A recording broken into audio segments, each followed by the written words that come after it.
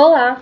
Hoje vamos falar um pouco sobre as articulações do nosso corpo humano, mas para isso eu vou fazer uma breve apresentação do meu grupo, que é composto por mim, Ana Cecília, Cristiane Alves e Davi Braga. Bem, vocês sabem o que é articulação? Quais são as funcionalidades da articulação? Se não sabem, vão aprender agora. A articulação, ela possui um elo de ligação entre dois ou mais ossos, então essas articulações comumente são estáticas, ou seja, elas não têm movimento. Mas, por outro lado, tem articulações que possuem uma vasta gama de movimentos, e é sobre essas peculiaridades que vamos falar hoje.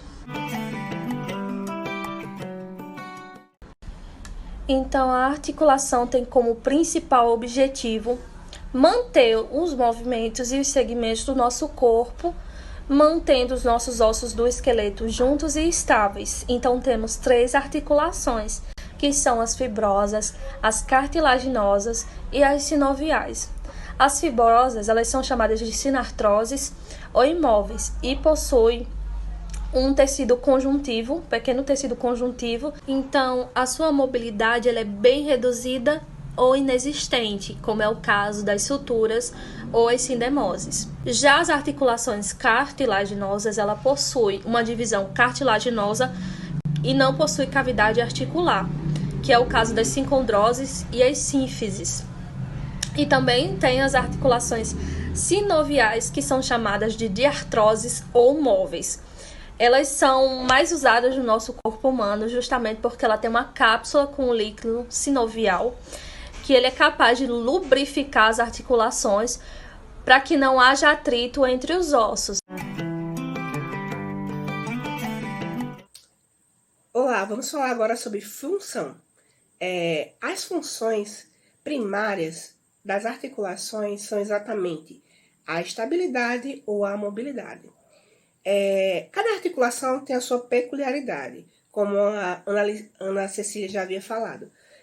Cada articulação tem sua necessidade primária. Nós colocamos aqui uma tabelinha exatamente falando quais as necessidades de cada articulação.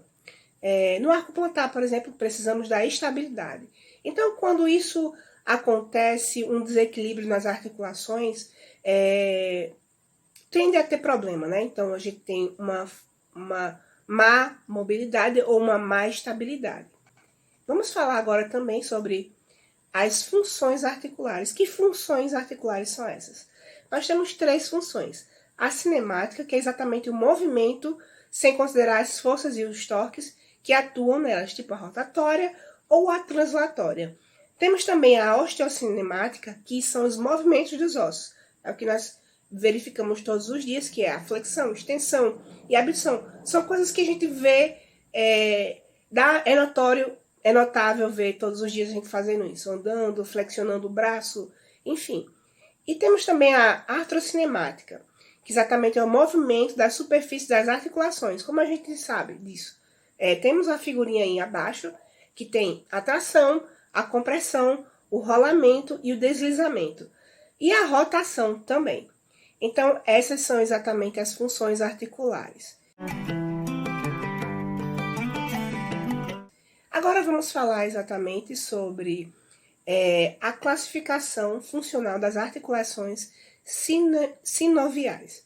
Bom, essas articulações, elas têm uma flexibilidade, ou seja, um maior grau de liberdade. Alguma delas tem um maior grau de liberdade e nós classificamos esse grau de liberdade exatamente assim. Quando tem movimento em torno de um eixo e ocorre em um plano, nós falamos que esse grau de liberdade é monoaxial.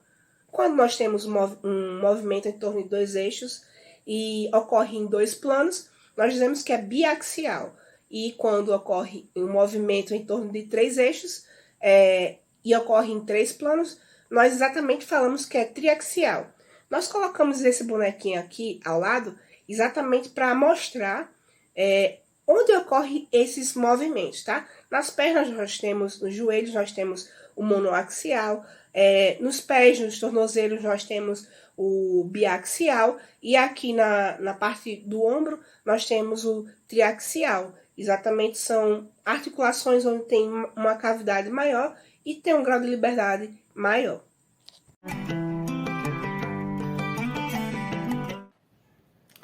Bom, vamos falar agora sobre a parte biomecânica, certo? Então, quando falamos das articulações móveis do nosso corpo, as articulações sinoviais móveis, uma grande implicação que se vê é que quanto maior o grau de mobilidade associado a essas articulações, menor vai ser a sua estabilidade.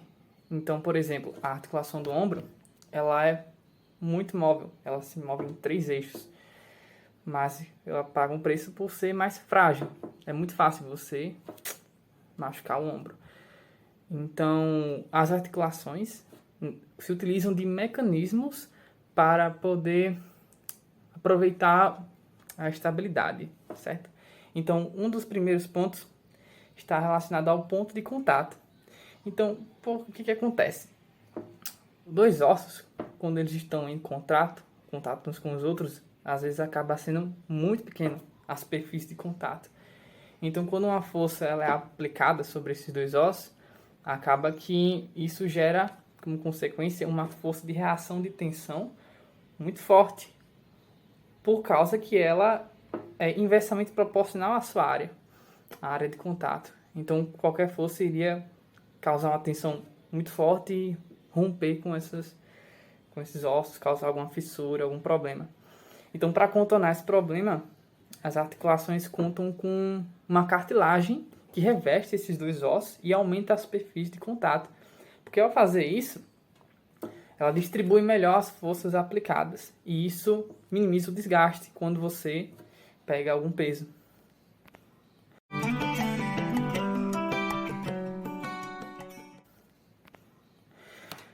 Agora, a segunda aplicação biomecânica está relacionada ao seu grau de movimentação, que eu vou falar sobre elas. O que acontece? Quando você se movimenta, ou melhor, quando um corpo rígido ele rotaciona em torno de uma superfície, existe um atrito que vai fazer com que ele gire em torno do seu próprio eixo e também translade. Só que você não observa esse tipo de princípio na movimentação das articulações. Isso porque seus ossos estão conectados com ligamentos e tendões. O seu corpo inteiro está conectado a isso. Então não tem como dois ossos se transladarem. Consequentemente, não haveria rotação se tivesse um atrito. Então, para contornar esse problema, o nosso corpo conta com uma substância nas articulações chamada de líquido sinovial, que ele vai minimizar o atrito entre um osso e o outro. Isso permite com que você tenha uma movimentação mais fluida, mais livre e minimize o desgaste quando você movimenta qualquer eixo das suas articulações, seja no joelho, no ombro, no cotovelo. E por último, temos a outra aplicação que está relacionada a como as articulações conseguem sustentar forças e cargas quando você exerce um peso sobre elas.